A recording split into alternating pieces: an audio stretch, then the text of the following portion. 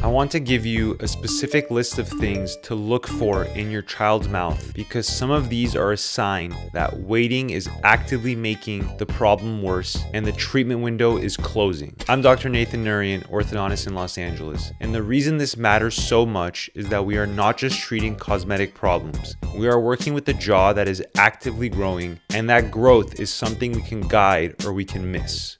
Sign 1. Your child is mouth breathing. Chronic mouth breathing changes the development of the palate and the midface.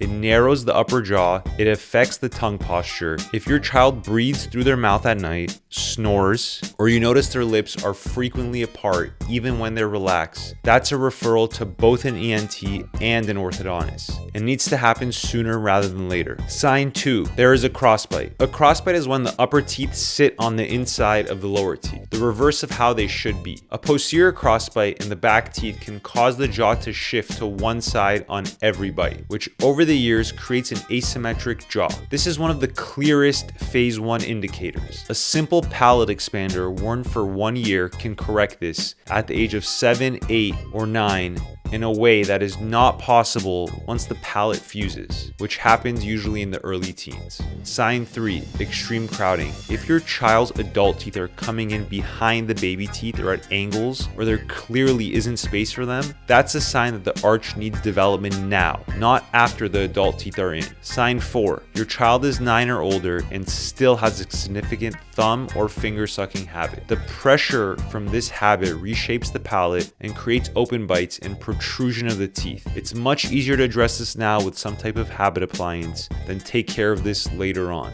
Sign 5. You can see a visible underbite where the lower jaw protracts forward compared to the top. Early intervention of an underbite is crucial, ideally before the age of 10. This way we can redirect growth and potentially avoid surgical procedures later. None of these are reasons to panic. They are reasons to book a consult with your orthodontist so we can tell you if anything needs to happen now, not later.